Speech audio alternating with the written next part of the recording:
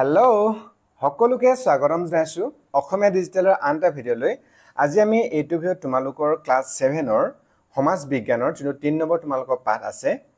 পৃথিৱীৰ উপৰিভাগ আৰু ইয়াৰ পৰিৱৰ্তন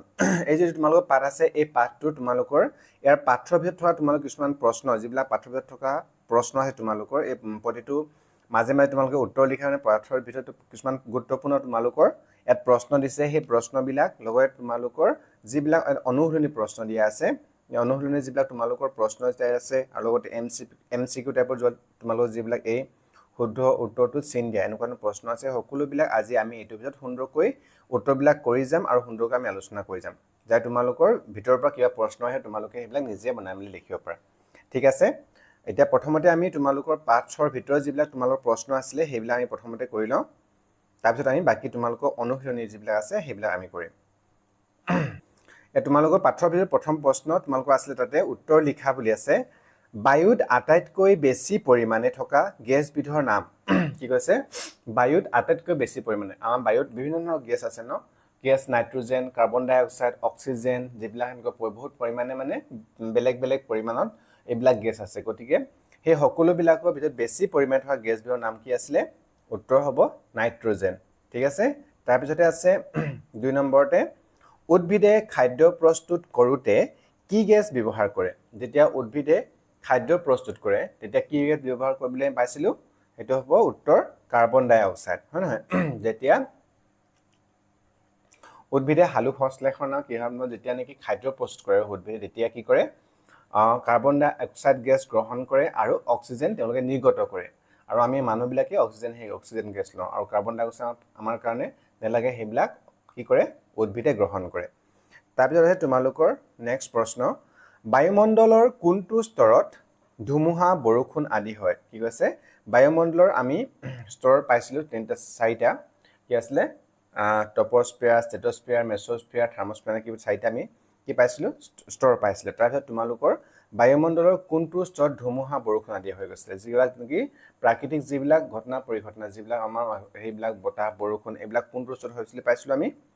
বায়ুমণ্ডলৰ প্ৰথম যেটো স্তৰ আছিল টপোস্ফিয়াৰ হয়নে গতিকে বায়ুমণ্ডলৰ কোনটো স্তৰত হয় টপোস্ফিয়াৰ স্তৰত বা তোমালোকে ক'ব পাৰা যে বায়ুমণ্ডলৰ টপোস্ফিয়াৰ স্তৰত ধুমুহা বৰষুণ আদি হয় এনেকেও লিখিব পাৰা ঠিক আছে তাৰ পিছতে আছে নেক্সট প্ৰশ্ন বায়ুমণ্ডলৰ কোনটো স্তৰত অজন গেছৰ স্তৰ আছে কোনটো স্তৰত পাইছিলো আমি অজন গেছ যেটো নেকি অজন গেছ সূৰ্যৰ পৰা যে অতি বেঙুনীয়া ৰশ্মি আহে ক্ষতিকাৰক যে অতি বেঙুনীয়া ৰশ্মি সেই অতি বেঙুনীয়া ৰশ্মি যেটো ৰশ্মি নিৰ্গত হয় হেতু কি কৰে অজন গেছে শোষণ কৰে বুলি পাইছো তোমালোক তেনেকুৱা ধৰণৰ প্ৰশ্ন আহিব পাৰে গতে আমি জনাটো দৰকাৰী হয় কাৰণে কৈ আছো যে কি আমি আলোচনা কৰি গৈ আছো যে কি বায়ুমণ্ডলৰ কোনটো স্তৰত অজন গেছ আছে উত্তৰ হ'ব ষ্ট্ৰেটোস্ফিয়াৰ স্তৰত অজন স্তৰ গেছৰ স্তৰ আছে কোনটো ষ্ট্ৰেটোস্ফিয়াৰ ঠিক আছে মনত থাকিবনে ঠিক আছে বাৰু এতিয়া আছে নেক্সট তাৰ পিছতে প্ৰশ্ন তোমালোকৰ কোনটো স্তৰৰ মাজেৰে উৰাজাহাজ চলাচল কৰিবলৈ সুবিধাজনক কি কৈছে বায়ুমণ্ডলৰ স্তৰ কেইটাৰ ভিতৰত কোনটো স্তৰত উৰাজাহাজ চলাচল কৰিবলৈ সুবিধাজনক কৈছে উত্তৰ হ'ব ষ্ট্ৰেটোস্ফিয়াৰ যেটো নেকি ষ্ট্ৰেটোস্ফিয়াৰ কি আছে ষ্ট্ৰেটোস্ফিয়াৰ স্তৰৰ মাজেৰে উৰাজাহাজ চলাচল কৰিবলৈ সুবিধাজনক কাৰণ কি কাৰণে কাৰণ এইটো স্তৰত বতৰজনিত কাৰ্যকলাপ দেখা পোৱা নাযায় মানে কি হৈছে তোমালোকৰ যিবিলাক প্ৰথমতে এৰোপ্লেনখন উঠেটো টপোস্ফিয়াৰ পৰা ওপৰত কি আছে ষ্ট্ৰেটোস্ফিয়াৰ আছে তাত গৈ পাব কিন্তু তাৰপিছত তাৰ হেতু স্তৰতে মানে উৰাজাহাজ বলে উৰি যায় কি কাৰণে কৈছে কাৰণ কি হয় হেতু স্তৰত যে বতৰজনিত যিবিলাক কাৰণ বতাহ বৰষুণ ধুমুহা মানে সেইবিলাক হেতু স্তৰত পোৱা নাযায় বুলি পাইছিলো নহয় আমি হেতু বতাহ বৰষুণ যি প্ৰাকৃতিক কাৰণ সেইবিলাক কত বতৰজনিত কাৰণবিলাক কত পাইছিলো আমি টপোস্ফিয়াৰত গতিকে সেইকাৰণে ষ্ট্ৰেটোস্ফিয়াৰ স্তৰৰ মাজে উৰাজাহাজ চলাচল কৰিবলৈ সুবিধাজনক তোমালোকে এইখিনি লিখিলেই হ'ব কাৰণ এইটো আমি জাস্ট বুজিব লিখিছো তোমালোকে লিখিলে হ'ব ঠিক আছে তে নেক্সট প্ৰশ্ন আছে তোমালোকৰ অজন স্তৰে আমাক কি দৰে উপকাৰ কৰে উপকাৰ সাধে গৈছে অজন যেটো স্তৰ আছে হেতু কত পাইছিলো আমি অজন স্তৰ কত আছে পাইছিলো ষ্ট্ৰেটোস্ফিয়াৰ পাইছিলো ন গতিকে সেই অজন স্তৰ যেটো ষ্ট্ৰেটোস্ফিয়াৰ স্তৰত অজন স্তৰ আছে সেই অজন স্তৰটোৱে আমাক কি দৰে উপকাৰ সাধে গৈছে উত্তৰ লিখিম আমি অজন স্তৰে সূৰ্যৰ পৰা অহা ক্ষতিকাৰক অতি বেঙুনীয়া ৰশ্মি শোষণ কৰি পৃথিৱীৰ পৰাত বাধা দিয়ে হয়নে এটোৰ পৰা আমাৰ ৰক্ষা কৰে কি উপকাৰ কৈছে এটো উপকাৰ দিয়ে তাৰপিছত আহিছে তোমালোকৰ নেক্সট প্ৰশ্ন ষ্ট্ৰেটোস্ফিয়াৰ স্তৰটোৰ বিস্তৃতি কিমান মানে যেটো ষ্ট্ৰেটোস্ফিয়াৰ স্তৰ সেই স্তৰটোৰ মানে বিস্তৃতি কিমান পৰা কিমান কিলোমিটাৰলৈ মানে কিমান কিমান দূৰত্বলৈকে এই মানে ষ্ট্ৰেটস্ফিয়াৰ স্তৰটো কি হৈ আছে প্ৰসাৰিত হৈ আছে উত্তৰ হ'ব ষ্ট্ৰেটস্ফিয়াৰ স্তৰটোৰ বিস্তৃতি হৈছে প্ৰায় 50 পৰা 55 কিলোমিটাৰ কিমান ষ্ট্ৰেটস্ফিয়াৰ স্তৰটোৰ বিস্তৃতি হৈছে প্ৰায় 50 পৰা 55 কিলোমিটাৰ ঠিক আছে তাৰপিছত আছে বায়ুমণ্ডলৰ নেক্সট প্ৰশ্ন আছে তোমালোকৰ বায়ুমণ্ডলৰ কোনটো স্তৰত উল্কা দেখা যায় ঠিক আছে বায়ুমণ্ডলৰ কোনটো স্তৰত আমি উল্কা দেখো উত্তৰ হ'ব মেছস্ফিয়াৰ স্তৰত উল্কা দেখা যায় কোনটো স্তৰত তেতিয়া হলে আকাশৰ পৰা যেতিয়া উল্কা লহৰি আহে মানে তেতিয়া কি হ'ব আমি সেই উল্কাটো ক'ত দেখা পাওঁ মেছস্ফিয়াৰ স্তৰত উল্কা দেখা যায় কৈছে তাৰপিছত আছে তোমালোকৰ কোনটো স্তৰে আমাক ৰেডিঅ' শুনাত সহায় কৰে কোনটো স্তৰে আমাক ৰেডিঅ'ত সহায় কৰে উত্তৰ লিখিব থাৰ্মোস্ফিয়াৰ স্তৰে আমাক ৰেডিঅ' শুনাত সহায় কৰে কোনটো স্তৰে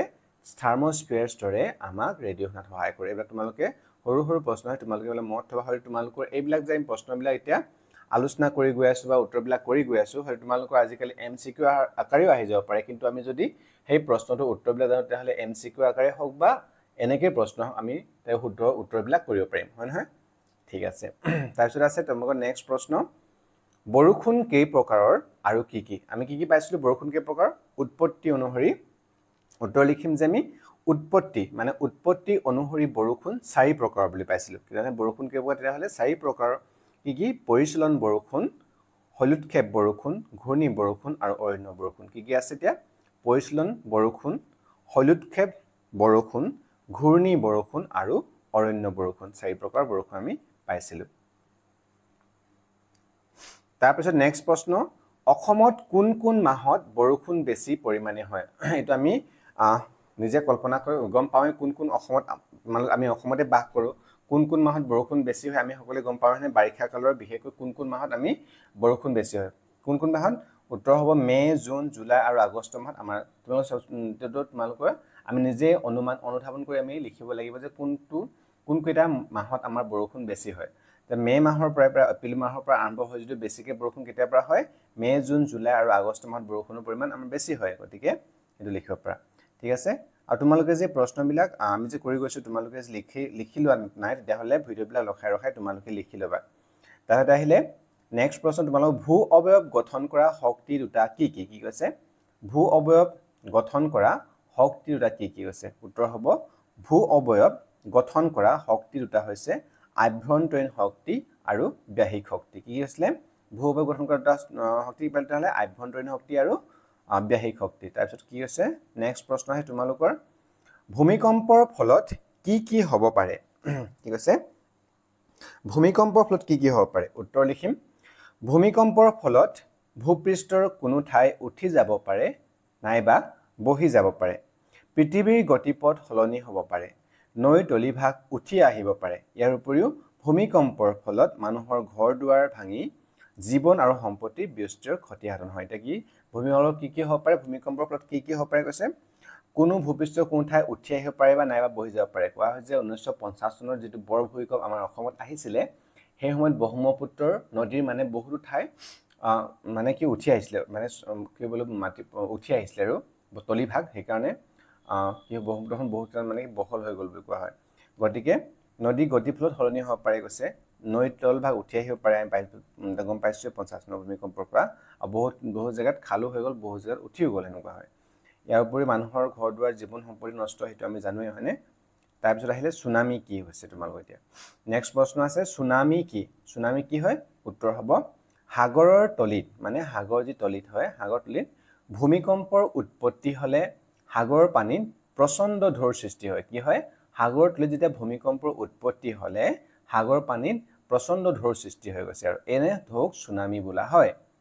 ঠিক আছে মত থাকিব নহয় ঠিক আছে তাৰপিছত আছে নেক্সট প্ৰশ্ন নদীৰ হৰপিল গতি বুলিলে কি বুজা কি কৈছে নদী এখনৰ হৰপিল মানে কি গম পাইছানে হাপৰ নিচিনা মানে এনেকে অকুৱা পকুৱা সেই অকুৱা বকুৱা গতি মানে হৰপিল গতি বুলিলে কি বুজা হৈছে উত্তৰ হ'ব নদী এখনৰ গতিপথত মধ্য অংশ বা সমভূমি অঞ্চল কি কৈছে নদী এখনৰ গতিপথত নদীখন যেতিয়া বৈ আহে কোনোবা এটা ঠাইৰ পৰা উৎপত্তিস্থলৰ পৰা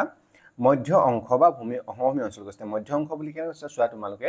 যেতিয়া নদীখন কৰ পৰা উৎপত্তি হয় মানে প্ৰথম অৱস্থাত আৰম্ভণি অৱস্থাৰ পৰা পাহাৰ পৰ্বত হিমালয় প্ৰায় হিমবাহ আদিৰ পৰা নদীখন উৎপত্তি হৈ আহে পাহাৰৰ ওপৰত থিয় হৈ বৈ তাৰপিছত মধ্য অংশ বা সমভূমি অঞ্চল মাজৰ অংশ য'ত নেকি তোমালোক যেতিয়া সাগৰ পাব সেইটোৱে তোমালোকৰ শেষৰ অংশ আৰু মাজৰ অংশ বা সমভূমি অঞ্চলত কি হৈছে চোৱা এতিয়া নদী এখনৰ গতিপথত মধ্য অংশ বা সমভূমি অঞ্চলত একা বেকা হয় কি হৈছে সমভূমি অঞ্চলত নদীখন একা বেকা হৈ গৈছে নদীৰ এই গতিক সৰ্পিল গতি বুলি কোৱা হয় মানে নদীখন যেতিয়া গতিপথ গৈ থকাৰ পিছত যেতিয়া সমভূমি অঞ্চল পায় সেই সময়ত নদীখন কি হয় একা বেকা হয় নদীখনে এই যি একাবা গতি হেতুকে সৰ্পিল গতি বুলি কোৱা হয় গৈছে তাৰ পিছতেহে আহিলে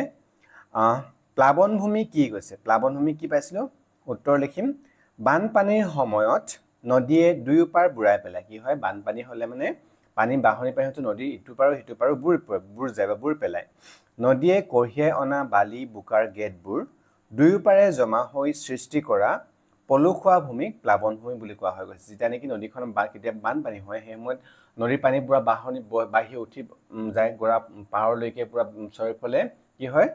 বাগৰি পৰে তেতিয়া কি হয় সেই পানীবিলাকে হয়তো কৰাৰ পৰা বালি বোকা আদি আনি সেই পাৰৰ মাটিত পেলাই থৈ যায় আৰু তাৰপিছত কি হয় বোকাৰ যি গেটবোৰ হয় দুয়োপাৰে জমা হৈ সৃষ্টি কৰা যি পলুখোৱা ভূমি বা সাৰুৱা ভূমি হয় তাকে প্লাবনভূমি বুলি কোৱা হয় তাৰপিছত আহিলে নেক্সট প্ৰশ্ন বদ্বীপ নদীৰ কোনটো অংশত সৃষ্টি হৈ গৈছে এতিয়া বদ্বীপ নদীৰ কোনটো অংশত সৃষ্টি হয় উত্তৰ হ'ব বদ্বীপ নদীবোৰৰ মাজৰ সমভূমি অংশত সৃষ্টি হয় ক'ত সৃষ্টি হয় বদ্বীপ নদীবোৰৰ মাজৰ সমভূমি অংশত সৃষ্টি হয় ঠিক আছে এইখিনি আছে তোমালোকৰ মানে পাঠৰ ভিতৰত থকা ভিতৰুৱা প্ৰশ্ন উত্তৰ এইবিলাক আমি কৰিলো এতিয়া তোমালোকে লিখি ল'বা সুন্দৰকৈ তাৰপিছত আহিলে অনুশীলনী তোমালোকৰ নেক্সট যিবিলাক অনুশীলনী আছিলে আমি যে পাইছিলো আগত প্ৰথমতে আমি আলোচনা কৰিছো তোমালোকক সেই অনুশীলনী যিবিলাক তোমাৰ প্ৰশ্ন দিয়া আছে সেইবিলাক এতিয়া উত্তৰবিলাক আমি কৰোঁ এক নম্বৰ তোমালোক দিয়া আছে তলত দিয়াবোৰৰ উত্তৰ লিখা 30টা মান শব্দৰ ভিতৰত লিখিব গৈছে কোৱা আছে তোমালোকৰ বায়ুমণ্ডল বুলিলে কি বুজা বায়ুমণ্ডল মানে য'ত নেকি বায়ুবিলাক আছে মানে যেটা আমি পাইছিলো বায়ু কেইটা স্তৰ 4টা স্তৰ সেই স্তৰ য'ত নেকি বায়ুৰ আৱৰা যেটো আমাৰ পৃথিৱীৰ ওপৰৰ ভাগ থুলমুলকৈ ক'বলৈ গ'লে আমি বুজিবলৈ কি ক'ব লাগিব আমাৰ পৃথিৱীখনৰ ওপৰত যিখিনি বায়ুৱে আৱৰি আছে সেই বায়ু বা বতাহে আৱৰি আছে সেইখিনি হৈছে কি বায়ুমণ্ডল হয়নে সেইটো বায়ুমণ্ডল হয় গতিকে উত্তৰ আমি লিখিম পৃথিৱীৰ উপৰিভাগক বায়ুৰ যি এক আৱৰণে কি কৈছে পৃথিৱীৰ উপৰিভাগক বায়ুৰ যি এক আৱৰণে আৱৰি আছে তাকে সাধাৰণ অৰ্থত বায়ুমণ্ডল বুলি কোৱা হয় বায়ুত অক্সিজেন নাইট্ৰজেন কাৰ্বন ডাই অক্সাইড হিলিয়াম আৰ্গন অজন আৰু হাইড্ৰোজেন গেছ আদি থাকে ইয়াৰ উপৰি বায়ুত ধূলিকণা আৰু ধোঁৱা মিহলি হৈ থাকে এনেকৈ আমি লিখিব পাৰোঁ তাৰপিছতে আহিলে এক নম্বৰ খ ফলকবোৰ এক বছৰত কিমান লৰচৰ কৰে আমাৰ ফলক যিবিলাক পাইছিলোঁ ফলকৰ কথা আমি পাইছিলোঁ পাঠটোত গতিকে সেই ফলকবোৰ এক বছৰত কিমান লৰচৰ কৰে কৈছে উত্তৰ লিখিম ফলকবোৰ এক বছৰত একৰ পৰা মানে 1.5 সেন্টিমিটাৰ 1 সেন্টিমিটাৰ বা 1.5 সেন্টিমিটাৰ 1.5 সেন্টিমিটাৰ মানে একৰ পৰা 1.5 সেন্টিমিটাৰ পৰ্যন্ত গতি কৰে বুলি বিজ্ঞানীসকলে ঠাৱৰ কৰিছে তাৰপিছত আছে তোমালোকৰ গ সাময়িক বতাহৰ বিষয়ে লিখা গৈছে সাময়িক বতাহৰ বিষয়ে আমি বতাহৰ প্ৰকাৰ পাইছিলোঁ কি বাণিজ্যিক বতাহ নিয়ত বতাহ সাময়িক বতাহ এনেকৈ পাইছিলোঁ গতিকে এই সাময়িক বতাহৰ বিষয়ে লিখা গৈছে উত্তৰ লিখিম বছৰৰ বিভিন্ন ঋতুত বা বছৰৰ বিভিন্ন ঋতুত এটা বছৰৰ বিভিন্ন ঋতুত বা দিনটোৰ ভিন্ন সময়ত বতাহ বলা দেখা যায় বতাহ দেখো হেনে এই বতাহৰ কাৰণ হ'ল বায়ুমণ্ডলত হোৱা তাপ আৰু চাপৰ তাৰতম্য কিহৰ তাৰতম্য কৈছে এই বতাহৰ কাৰণ কি বায়ুমণ্ডলত হোৱা তাপ আৰু চাপৰ তাৰতম্য এনে তাৰতম্যৰ ফলত উচ্চ চাপ অঞ্চলৰ পৰা নিম্ন চাপ অঞ্চললৈ যি বতাহ বলে তাকৈ সাময়িক বতাহ বুলি কোৱা হৈছে এনে তাপ আৰু চাপৰ তাৰতম্যৰ ফলত কি হয় তাৰ ফলত উচ্চ চাপ মানে বেছিকৈ চাপ অঞ্চলৰ পৰা নিম্ন চাপ অঞ্চললৈ যি বতাহ বলে তাকে সাময়িক বতাহ বুলি কোৱা হৈছে জলবতাহ স্থল বতাহ মৌচুমী বতাহ আদি সাময়িক বতাহৰ উদাহৰণ তাৰপিছতে বালিস্তূপ কি এটা বালিস্তূপ মানে কি গম পাই স্তূপ তোমালোকে গম পাইছা নহয় বালিস্তূপ কি হয় উত্তৰ মৰুভূমিৰ কোনো অঞ্চলত ক'ত হয় মৰুভূমিৰ কোনো অঞ্চলত বতাহৰ গতি কমি আহিলে কি হৈছে বতাহৰ গতি কমি আহিলে ই কঢ়িয়াই অনা শিল বালিবোৰ জমা হৈ স্তূপৰ সৃষ্টি কৰে বা সৃষ্টি হয় তাকেই বালিস্তূপ বুলি কোৱা হয় ঠিক আছে তাৰপিছত তোমালোকৰ উঙো আছে অশ্বক্ষুৰাকৃতিৰ হ্ৰদ কি মানে অশ্বক্ষুৰাকৃতিৰ হ্ৰদ অশ্ব মানে কি গম পাইছানে অশ্ব মানে হৈছে ঘোঁৰা ঘোঁৰাৰ খুৰা যিটো ভৰি ঠেঙৰ খুৰাৰ আকৃতিৰ হদ কি কৈছে তেনে অশ্ব খুৰা আকৃতিৰ হদ কি উত্তৰ লিখিম সমভূমি অঞ্চলত নদীৰ গতিপথ একা বেকা হয় কেতিয়াবা নদীৰ এই ভাজৰ মাত্ৰা বাঢ়ি যায় খৰালি কালত নদীৰ পানী কম থাকিলে এই ভাজে ভাজে নদী বৈ থাকে কৈছে খৰালি কালত নদীৰ পানী কম থাকিলে এই ভাজে ভাজে নদী বৈ থাকে কিন্তু বাৰিষা নদীৰ পানী বাঢ়িলে তেনে ভাজ এৰি নদী প্ৰচণ্ড শক্তিৰে পোনে পোনে ববলৈ ধৰে কৈছে নদীয়ে এৰি যোৱা ভাজটোৰ মুখত বালি জমা হৈ মূল নদীৰ পৰা বিচ্ছিন্ন হয় আৰু ভাজটো বিল বা হ্ৰদত পৰিণত হয় ঘোঁৰাৰ খুৰাৰ আকৃতি এনেকুৱা জলাশয়বোৰক অশ্ব খুৰাকৃতিৰ হ্ৰদ বোলে যিটো তোমালোকৰ আমাৰ যে আমি নদীৰ এৰাহুতি বুলি কওঁ কেতিয়াবা কি হয় তোমালোকে চোৱা যেতিয়া নদী খৰালি কাল হয় সেই সময়ত নদীবিলাক যিহেতুকে একা বেকাকে বয় ন বেছিভাগ ক্ষেত্ৰতে তেতিয়া কি হয় যিটো মূল সুঁতি ভাজ মানে সেই ভাজটোৱে পানী কিনাৰ ফালে বালি থাকিব সেই সৰু ভাজটোৱে এইফালে তেৰা বেকাকৈ নদীখন বৈ গৈ যায় শুকান দিনত হয়নে যেতিয়া বাৰিষা ছিজন আহে গৈছে তেতিয়া সময়ত মানে সেই ভাজ ঠাজ নেচায় আৰু তেতিয়া মানে সেই তেৰা বেকা নেচায় নদীখন মানে বালি তাৰ ওপৰৰ ফালে পানী একেলগে বৈ যায় আৰু সেই বৈ যোৱা সময়ত কি হয় যিটো ভাজ লাগি থাকে ন সেই ভাজটো কিনাৰত চিধা চিধা বৈ গ'ল নহয় কিনাৰৰ যিটো এৰি থৈ গ'ল মানে পানীখিনি সেইবিলাক মানে থাকি তাত কি মানে এটা যেন যিটো এৰাহুতি আমাৰ এৰাহুতি তোমালোকে গম পোৱা নে এৰাহুতি যে নদীখন এটা সময় একফালে বৈ থাকে তাৰপিছত এটা আকৌ নতুন ৰাস্তা লৈ এৰাহুতিৰ দৰে আৰু সেইবিলাকে কি হয় যেতিয়া অশ্ব ঘোঁৰাৰ খুৰাকৃতি যেতিয়া জলাশয়বোৰ দেখা হয় তেতিয়া সেইবিলাক অশ্ব খুৰাকৃতিৰ হ্ৰদ বুলি কোৱা হয় বুলি কৈছে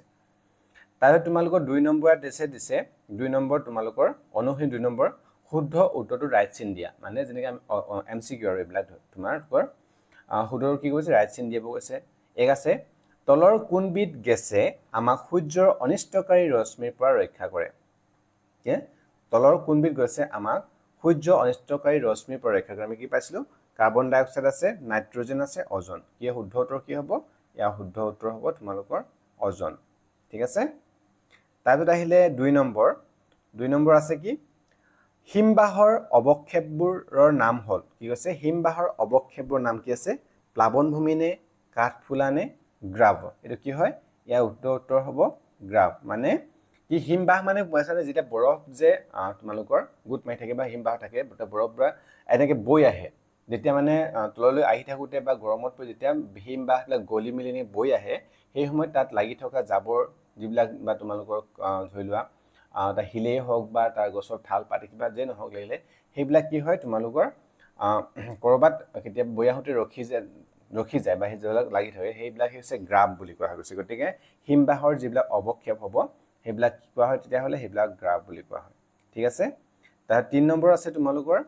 পানীৰ ৰূপত পৃথিৱীৰ পৰা অধুক্ষেপণৰ নাম পানীৰ ৰূপত পৃথিৱীৰ অধুক্ষেপণ আমি নাম কি পাইছিলো পানীৰ ৰূপত পৃথিৱীৰ পৰা অধুক্ষেপণৰ নাম হৈছে বৰষুণ এটো হ'ব ক বৰষুণ ঠিক আছে নেক্সট এটা 4 নম্বৰ কাঠফুলা আকৃতিৰ শিলা পোৱা ঠাই মানে কাঠফুলা আকৃতিৰ শিল ক'ত পোৱা যায় মানে মৰুভূমি নে নদী উপত্যকা নে প্লাৱনভূমি ইয়াৰ শুদ্ধ উত্তৰ হ'ব মৰুভূমি হ'ব যেতিয়া নেকি কি কৈছে বতাহৰ যেতিয়া নেকি বতাহ মৰুভূমি বতাহ বলে যেতিয়া বালি শিল এনেকৈ লৈ যায় বতাহে সেই সময়ত মানে যিবিলাক বাঢ়ি এটা উপস্তৰ পৰে সেই তেহাৰ ওপৰত মানে কি বতাহে উৰাই এটা খৈ নিয়াই যায় তাৰপিছতে তাত মানে কাঠফুলা যি সেইবিলাক এটা শিল গছ নহয় সেইবিলাক কাঠফুলা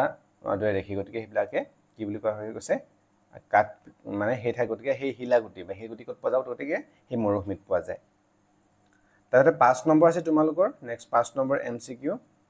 বা 5 নম্বৰ প্ৰশ্ন মানুহৰ বাবে বায়ুমণ্ডলৰ আটাইতকৈ গুৰুত্বপূৰ্ণ স্তৰটো হ'ল মানুহৰ বাবে আটাইতকৈ গুৰুত্বপূৰ্ণ স্তৰটো যোনটো স্তৰত নেকি আমি পাইছিলো বতৰ যিবিলাক বতৰ সেইবিলাক হয় ঘটনা পৰিঘটনাবিলাক হয় যদি বতাহ বৰষুণ কিংবা সেইবিলাক আমাৰ মানুহৰ কাৰণে খুব প্ৰয়োজনীয় হয় গতিকে মানুহৰ বায়ুমণ্ডল আটাইতকৈ বেছি গুৰুত্বপূৰ্ণ স্তৰটো কি হ'ব ট্ৰপোস্ফিয়াৰ হ'ব এইটো উত্তৰটো কি হ'ব এইটো উত্তৰ হ'ব ট্ৰপোস্ফিয়াৰ ঠিক আছে তা নেক্সট আহিলে অশ্ব খুৰাকৃতিৰ হ্ৰদ সৃষ্টি হোৱা ঠাই এইকেইটা প্ৰশ্ন আমি আগত পাইছোঁ অশ্ব খুৰাকৃতিৰ হ্ৰদ সৃষ্টি হোৱা ঠাই বুলি কোন আছিলে ক'ত পাইছিলোঁ অশ্ব খুৰাকৃতিৰ কি বুলি কয় হ্ৰদ সৃষ্টি কয় এইটো হ'ব ক হিমবাহ অঞ্চলত তাৰপিছতে আহে তোমালোকৰ এটা 3 নম্বৰ প্ৰশ্ন 3 নম্বৰ প্ৰশ্ন তোমালোকৰ বাওঁফালৰ কথাখিনিৰ সোঁফাল আমি আমাৰ ইয়াত দিয়া আছে